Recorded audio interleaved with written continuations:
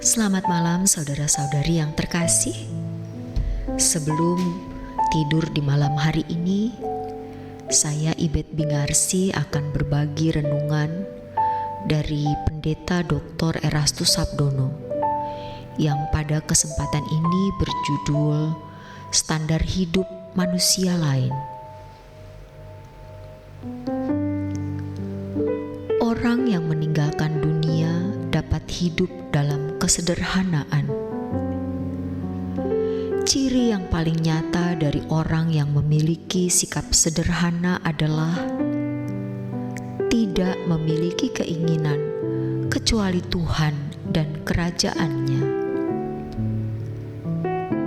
Orang-orang seperti ini bukan berarti tidak memiliki keinginan atau kehendak sama sekali. Manusia diciptakan dengan keinginan atau kehendak, dan Tuhan menghendaki agar manusia memainkan kehendak tersebut. Manusia bukan robot yang tidak memiliki keinginan sendiri. Tentu saja, orang percaya juga harus memainkan kehendaknya, tetapi keinginan yang ada di dalam hatinya haruslah keinginan melakukan kehendak Bapa. Orang percaya harus membuka hatinya hanya untuk menerima perintah atau komando dari Bapa di surga dan tidak membuka akses untuk pihak manapun kecuali untuk Tuhan. Seringkali hidup terasa rumit kalau bejana hati seseorang terbuka bagi segala hasrat yang masuk ke dalamnya.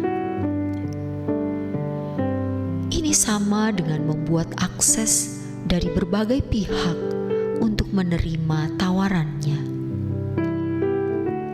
Hidup dengan cara demikian akan membawa manusia kepada keadaan letih lesu dan berbeban berat, sebab jiwa manusia yang belum menemukan Tuhan selalu haus terhadap segala sesuatu yang diharapkan dapat mengisi kekosongannya.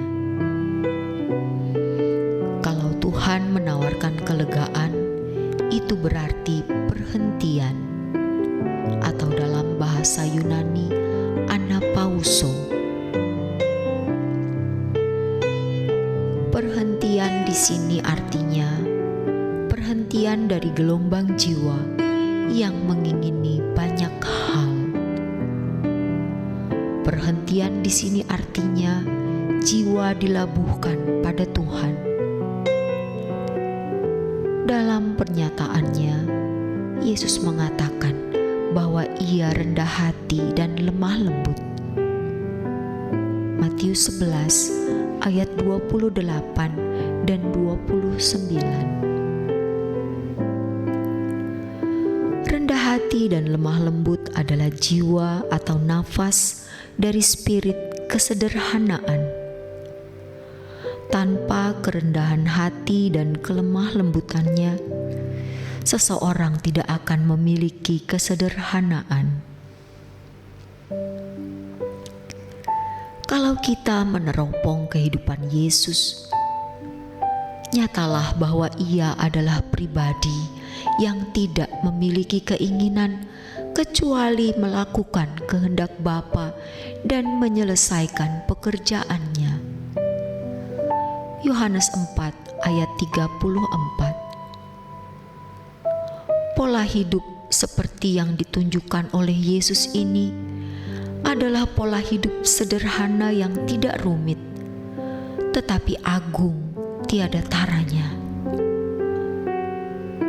Untuk mencapai taraf ini, seseorang harus rela kehilangan nyawa. Nyawa sama dengan jiwa. Nyawa di sini adalah pikiran, perasaan, dan kehendak. Orang percaya yang hendak mengenakan pola hidup Yesus harus belajar untuk membunuh cita rasa duniawi dalam jiwanya dan belajar mengobarkan perasaan cinta kepada Allah Bapa untuk melakukan kehendak-Nya. Proses belajar meletakkan kehendak seperti ini sangat berat. Hal ini sama dengan kehilangan nyawa atau usaha membunuh hasrat. Ketika seseorang berusaha mencapai standar hidup seperti manusia lain, ia sedang mencari kesenangan bagi dirinya sendiri. Tetapi ketika ia mencari kehendak Allah, ia menyenangkan hati Allah. Orang seperti ini hidupnya akan berdampak bagi orang lain, membuat orang lain tidak jatuh dalam dosa, atau mengusahakan orang tidak tersandung oleh perbuatannya. Segala sesuatu yang dilakukan membuat orang lain mengenal Allah yang benar dan didewasakan. Biasanya, ciri-ciri orang seperti ini adalah tidak membanggakan prestasi yang dicapainya, sebab baginya yang penting adalah kepentingan Tuhan dikedepankan. Dengan mengerti hal ini, kita menyadari betapa berharganya hidup ini. Betapa mahal kesempatan dibentuk atau didandani oleh Allah Bapa menjadi anak-anak kesukaannya. Jika menyadari keberhargaan kesempatan ini, orang berani melakukan apa saja demi terselenggaranya pembentukan Allah tersebut. Pada kenyataannya, tidak banyak orang yang melewati tahap-tahap tertentu untuk sampai bisa memancarkan pribadi anak Allah dalam hidupnya. Padahal, bila bisa memancarkan pribadi anak Allah dalam hidup, seseorang akan sangat efektif menjadi saksi Tuhan dimanapun mereka berada. Inilah maksud pengutusan Tuhan, bahwa kita menjadi saksinya. Orang-orang yang mau menjadi saksi ini tidak akan menyayangkan nyawanya. Artinya, ia tidak menggantungkan suasana jiwa atau hatinya dari fasilitas dunia ini. Orang yang menggantungkan suasana jiwanya pada dunia ini berarti masih terikat dengan percintaan dunia. Mereka tidak bersedia meninggalkan dunia ini. Pada dasarnya, orang yang masih dalam percintaan dunia adalah orang-orang yang tidak setia.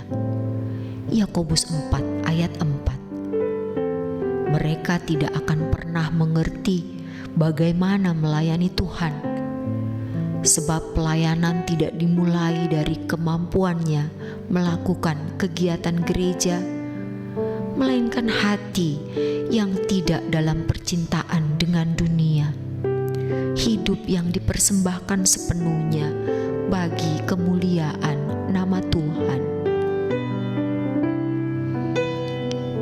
Bagaimana kita tahu bahwa segenap hidup telah diserahkan kepada Tuhan? Dengan cara menjadikan Tuhan dan kerajaan-Nya sebagai satu-satunya kesenangan dan tujuan. Kalau seseorang menggantungkan suasana jiwanya pada fasilitas dunia ini, berarti ia belum menyerahkan segenap hidupnya bagi Tuhan. Orang yang masih melandaskan kebahagiaan hatinya pada fasilitas dunia pasti mengingini dunia.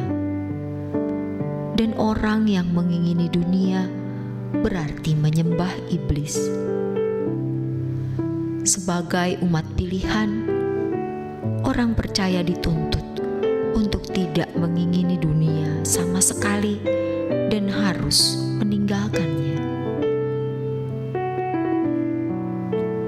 Orang percaya yang hendak mengenakan pola hidup Yesus harus belajar untuk membunuh cita rasa duniawi dalam jiwanya dan belajar mengobarkan perasaan cinta kepada Allah Bapa untuk melakukan kehendak-Nya.